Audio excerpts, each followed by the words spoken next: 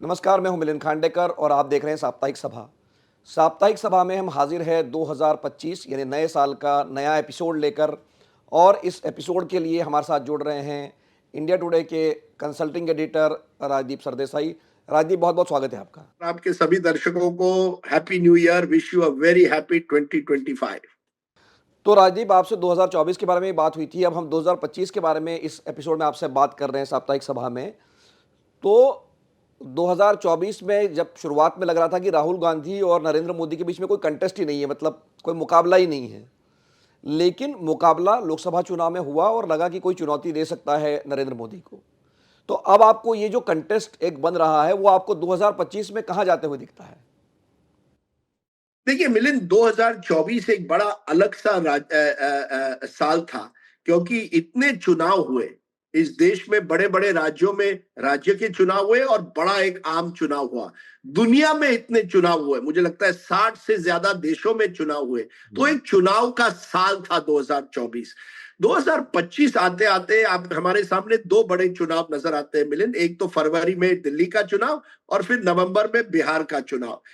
इसलिए मुझे लगता है राजनीति में शायद शायद मिलिंद एक इंटरवल आ गई है, जिसमें सब जो जितने भी प्रतिद्वंदी हैं, जिन्होंने जनता के सामने पूरे साल भर में यात्राएं निकाली, अपने अपने प्रोग्राम्स किए, उनको भी एक तरह से ब्रेक मिल गया है।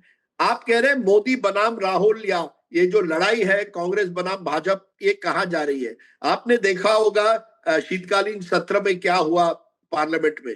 जिस तरह से एक ऐसी स्थिति आई जो मैंने 30-35 सालों में देखे नहीं है, कि विपक्ष के जो सांसद है उनको रोका जा रहा था केंद्र के सांसदों ने वहां के माकड़ द्वार पर। और फिर ये भी इल्जाम लगा कि राहुल गांधी ने किसी को धक्का लगाया, किसी के सिर पर, प्रताप सारंगी के सिर पर चोट लगती है। जो एक माहौल बना, जिसमें बिल्कुल जो टकराव जो हमने पार्लियामेंट के अंदर देखा, चुनाव के टाइम पे देखा, वो पार्लियामेंट के बाहर भी नजर आया। और मुझे लगता है वो टकराव अब बंद नहीं होगा।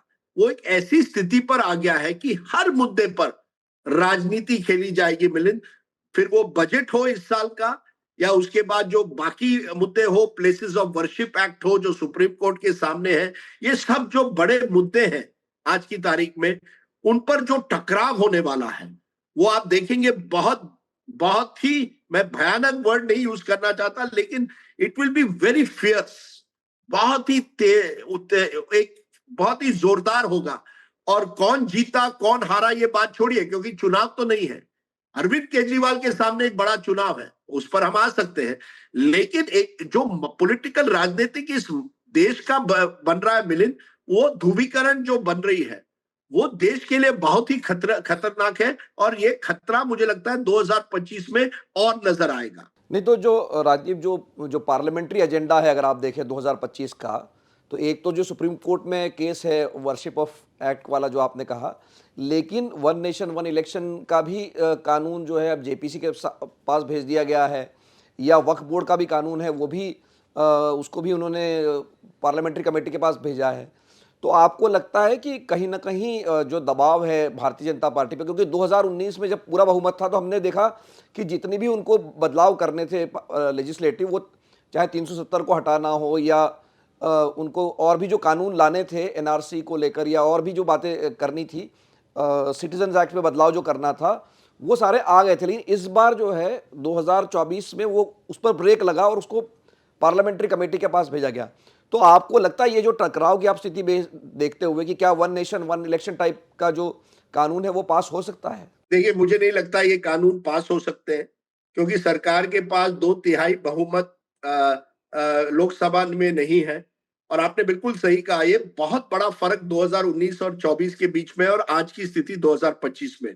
2019 और 24 के बीच में बीजेपी के पास इतनी बड़ी बहुमत लोकसभा में थी कि वो कई कानून ला पाई, अगर स्थिति कुछ और होती तो विवादास्पद हो जाते और टकराव पार्लियामेंट में ही होता। तब क्या हुआ कि पार्लियामेंट में टकराव के बजाय जनता के बीच हो गया। कृषि कानून को लीजिए, जिसको लेकर अब भी किसान आंदोलन कर रहे हैं पंजाब में। तो ये जो कानून पार्लियामेंट में इस समय आ रहे हैं, वन नेशन वन इलेक्शन हो, वक्फ बोर्ड का हो, उसमें आम सहमति करना बहुत मुश्किल है। और क्योंकि केंद्र सरकार के पास 2/3 बहुमत नहीं है, उनको पारित करना भी बहुत मुश्किल है। लेकिन जो वातावरण बनेगा वो टकराव का होगा, क्योंकि इन सब कानून को लेकर एक माहौल बनाने की कोशिश है कि भाजपा जो है वो अभी भी डिक्टेट करती है देश के राजनीति को। दूसरी तरफ विपक्ष जानती है, और खास करके महाराष्ट्र और हरियाणा के चुनाव के नतीजों के बाद, कि अगर हम और अग्रेसिव नहीं रहे तो बीजेपी को हम वॉकओवर दे रहे हैं। और इसी वजह से मुझे लगता है कि विपक्ष भी, विशेषकर कांग्रेस पार्टी, राहुल गांधी को लगता है ये एक वैचारिक लड़ाई है बीजेपी के खिलाफ, तो वो बीजेपी के साथ बातचीत करने के लिए भी तैयार नहीं है।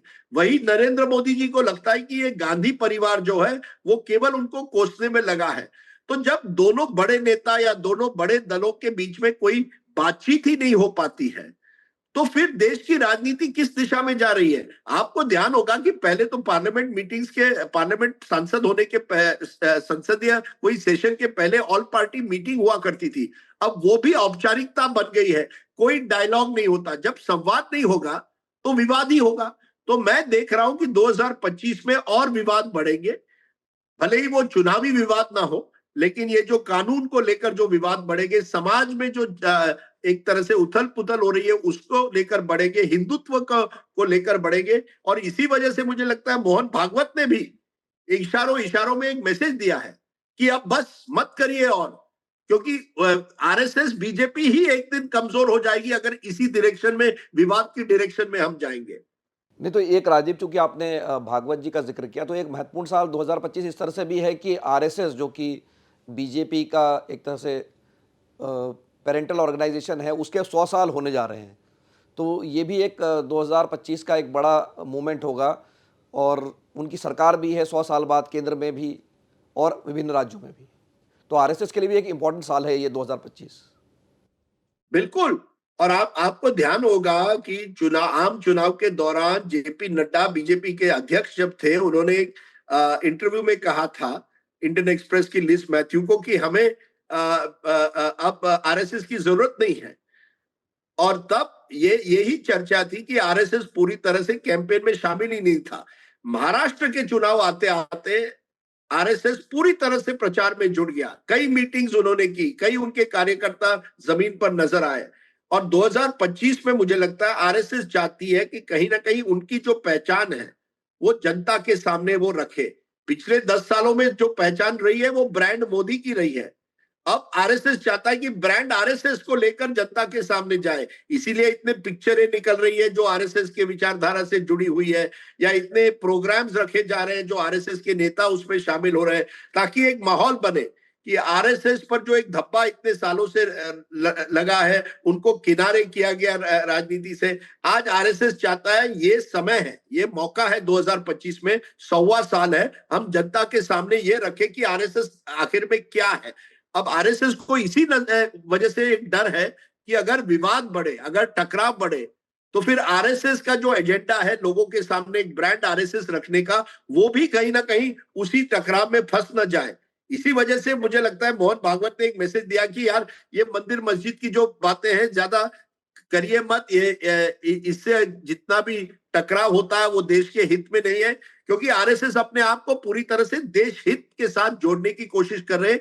वही उनके विरोधी कह रहे हैं आप तो हिंदू राष्ट्र की पार्टी है, आप हिंदू केवल हिंदुओं की रक्षा करना चाहते हैं। तो ये जो टकराव है, इससे हटने का चैलेंज एक तरह से आरएसएस को है। और आरएसएस इसी चैलेंज की वजह से मुझे लगता है एक ब्रांड आरएसएस जनता के सामने रखना चाहती है, जिसमें वो मैसेज देना चाहती है कि देखिए हम लोगों को जोड़ते भी हैं, केवल तोड़ते नहीं है। उसमें वो कितना यश, कितनी सफल होते हैं वो बात अलग है, लेकिन ये आरएसएस का एजेंडा जरूर है।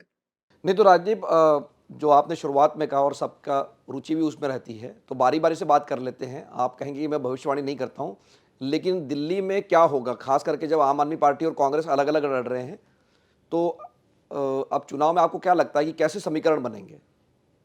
देखिए बहुत मुश्किल है मिलिंद, दिल्ली का चुनाव किसी को प्रिडिक्ट करना, क्योंकि एक तो जैसे आपने कहा तीनों पार्टियां आमने सामने है, बड़ी पार्टियां, छोटा राज्य है, राज्य का दर्जा भी नहीं है, लेकिन मुझे लगता है कि अरविंद केजरीवाल को 2015 और 20 रिपीट करना बहुत मुश्किल है, ये तो साफ है।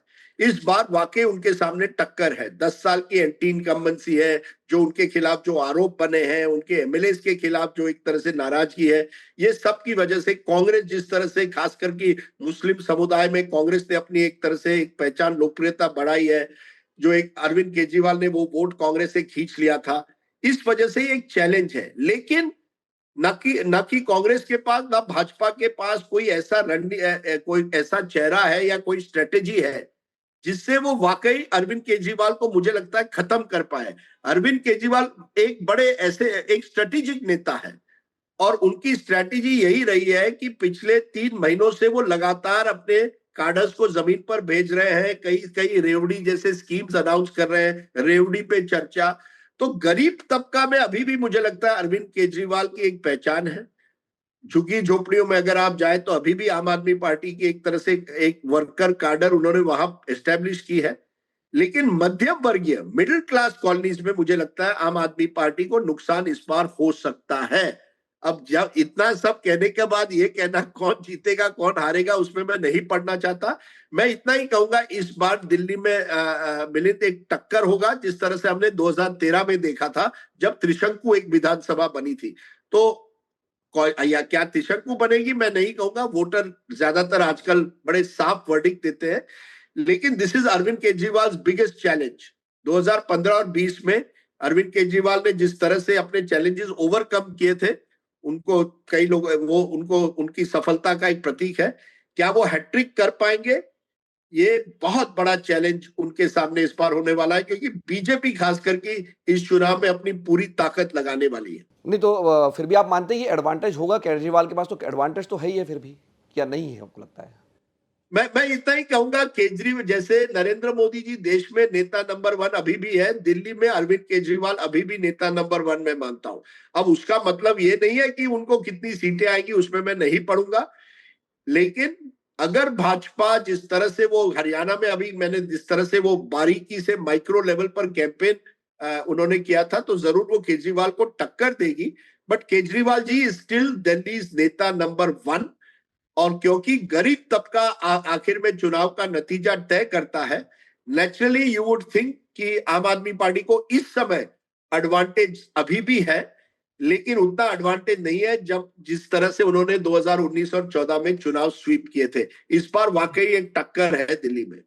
तो राजदीप, जो दूसरा मतलब साल के आखिर में वो चुनाव होगा, लंबे अंतराल के बाद, और आखिरी चुनाव होगा बड़ा, वो बिहार का होगा, जहां पर कि नीतीश कुमार और बीजेपी अब साथ साथ आ गए हैं। मतलब नीतीश कुमार, लोगों को याद नहीं होगा, 2020 में वो बीजेपी के साथ में थे, फिर 2024 के चुनाव से पहले वो उसके बीच में वो आरजेडी के साथ रहे, फिर वापस बीजेपी के पास चले गए। तो आपको लगता है, क्योंकि वहाँ तेजस्वी यादव जो है वो कोशिश कर रहे हैं, और 2020 में भी वो काफ़ी करीब पहुँच गए थे, करीब तो मैं नहीं कहूँगा, लेकिन 80 सीटें आ गई थी, लेकिन फिर भी वो नीतीश को हटा नहीं पाए थे। तो आपको लगता है कि 2025 कुछ अलग होगा, या वैसे ही होगा कि भाई कोई भी दो पार्टियां जब एक तरफ आ जाती, चाहे वो जेडीयू आरजेडी आ जाए, मतलब कोई भी जो एक दो दल, तीन में से बीजेपी जेडीयू और आरजेडी में से जहां भी दो पार्टियां हो जाती है वो पार्टी जीत जाती है? ये अब तक की हमारी एक अंडरस्टैंडिंग रही है।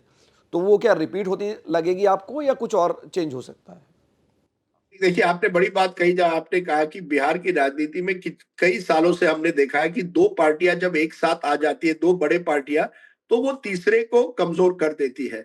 और मैं इसमें लोक जनशक्ति भी अगर जोड़ूं तो 3 पार्टी अगर एक साथ आ जाए, लोक तो जनशक्ति, भाजपा और जेडीयू। मांझी की भी पार्टी है, हिंदुस्तान अवाम पार्टी जो है, वो जो जिस तरह मतलब छोटी छोटी पार्टियां तो और भी है उसमें। बिल्कुल, लेकिन दो बड़ी पार्टियां और कुछ हद तक लोक जनशक्ति जब एक साथ आती है, तो उनको हराना मुश्किल है। नामुमकिन नहीं, नामुमकिन तो इस साल ने 2024 ने दिखाया कुछ भी नहीं है, लेकिन बहुत मुश्किल है। क्योंकि और उसमें आप ये जानिए, एक्स फैक्टर एक प्रशांत किशोर भी है, वो भी अपनी राजनीति कर रहे हैं। हालांकि उनको बाई इलेक्शन में ज्यादा वोट नहीं आए, लेकिन उन्होंने एक तरह से ये दिखाया कि एक एंटी इनकम्बेंसी जो सरकार के विरोध में है या नीतीश जी के विरोध में है, उसका वोट कुछ हद तक वो भी ले सकते हैं। तो अगर ये जो जितने भी anti Nitish Kumar, anti BJP forces अगर वो इकट्ठा होते हैं, तो बिहार में मैं समझता हूं टकरा एक वाकई लड़ाई हो सकती है। लेकिन अगर यही समीकरण रहे जो हम जनवरी में आज देख रहे हैं, अगर यही समीकरण नवंबर में रहे, तो advantage is definitely with Nitish Kumar और बीजेपी, क्योंकि बिहार में जो राजनीति होती है वो कास्ट अरिथमेटिक पर होती है, और जो उसमें हमने कोई ज्यादा बदलाव नहीं देखा है। हमने ये भी देखा है कि महिला वोट जो है वो अभी भी एक तरह से नीतीश जी के साथ है।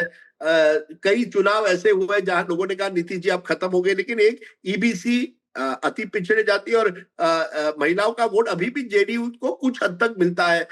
वही लोक जनशक्ति पार्टी चिराग पासवान उभर कर आए हैं अमंग पासी कम्युनिटी एज नेता नंबर 1, और नरेंद्र मोदी अभी भी बिहार जैसे राज्य में उनकी लोकप्रियता काफी है। हालांकि देश भर में मैं समझता हूं ब्रांड मोदी कमजोर होते जा रहा है, लेकिन बिहार जैसे राज्य में अभी भी एक पकड़ है ओबीसी कम्युनिटीज में। तो यही समीकरण रहे तो एडवांटेज टू नीतीश कुमार। हालांकि ये देखना है कि नीतीश जी मुख्यमंत्री बनते हैं या कोई और, ये सवाल रहेगा अगर बिहार में। और इसको लेकर मुझे लगता है जेडीयू और भाजपा में भी चुनाव के पहले टसल हो सकता है, और उसके बाद क्या होता है वो बात अलग है। लेकिन ये एक जरूर चैलेंज है, क्योंकि बीजेपी मुख्यमंत्री पद चाहती है इस बार। बिहार एक राज्य है उत्तर भारत का जहां बीजेपी का कोई मुख्यमंत्री अपना नहीं बना है। तो असली लड़ाई वो भी एक है चुनाव के पहले। लेकिन चुनाव में कांग्रेस और आरजेडी, मुझे नहीं लगता लेफ्ट के साथ जरूर उनको कुछ हेल्प मिलेगा, लेकिन ओवरऑल एडवांटेज जेडीयू बीजेपी आज की तारीख में। Tejashwi Yadav as a one man show can not challenge entire BJP, लेकिन अगर उनके साथ और लोग जुड़ जाए तो फिर मुझे लगता है कुछ बदलाव आ सकता है बिहार में। जी राजीव, और जो आपने कहा कि बिहार में ही मुख्यमंत्री नहीं है, तो हमने पिछले दिनों देखा जब गृह मंत्री ने आज तक के एजेंडा में कहा था कि भाई अभी हम तय करेंगे कि वहाँ पर कैसे किसके नेतृत्व में चुनाव लड़ा जाएगा। फिर बाद में बीजेपी को खंडन करना पड़ा कि नहीं, नीतीश जी और मोदी जी उन दोनों के नेतृत्व में चुनाव लड़ा जाएगा, क्योंकि महाराष्ट्र के चुनाव के बाद कहीं ना कहीं बिहार में भी ये डर था कि ऐसा ना हो कि भाई एक नाथ शिंदे की यूटिलिटी अब खत्म हो गई तो उनको हटा के बीजेपी ने अपना मुख्यमंत्री बना लिया। तो ये डर तो जेडीयू को है बिहार में। जेडीयू अगर कहीं और एक जिम्नास्टिक करके या और एक हाई जंप करके आरजेडी के साथ जुड़ जाए तो वो कमजोर पड़ते। देखिए बीजेपी के पास उतना वोट नहीं है बिहार में जितना उनका वोट बैंक यूपी में है। तो अगर बाकी पार्टियां उनके विरोध में आती है तो बीजेपी को बिहार जीतना बहुत मुश्किल है। हमने 2015 में भी इसका साफ उदाहरण देखा था। तो बीजेपी नीतीश जी को अपने साथ रखना चाहेगी, लेकिन वो ये भी चाहेगी कि चुनाव के बाद इस टाइम मुख्यमंत्री बनने का जो फैसला हुआ उसमें कम से कम बीजेपी भी कोशिश करेगी कि अपना आदमी कोई मुख्यमंत्री इस बार बने बिहार में। तो बहुत बहुत धन्यवाद राजदीप इस बातचीत के लिए। राजदीप का आकलन ये है कि देश की राजनीति में कहीं इंटरवल जैसी स्थिति होगी, क्योंकि कोई बड़ा चुनाव नहीं है कांग्रेस और बीजेपी के बीच सीधे, लेकिन दिल्ली और बिहार के चुनाव पर हम नज़र रखेंगे कि इन चुनावों में किसकी जीत होगी। साप्ताहिक सभा का ये एपिसोड जो 2025 का पहला एपिसोड है, देखने के लिए आपका बहुत बहुत धन्यवाद। अगर आपको ये एपिसोड अच्छा लगा तो इसको लाइक कीजिए, शेयर कीजिए, और अगर आपके कोई सवाल है तो कमेंट बॉक्स में लिख के भेजिए, हम उसका जवाब देने की कोशिश करेंगे। एक बार फिर से साप्ताहिक सभा देखने के लिए आपका बहुत बहुत धन्यवाद।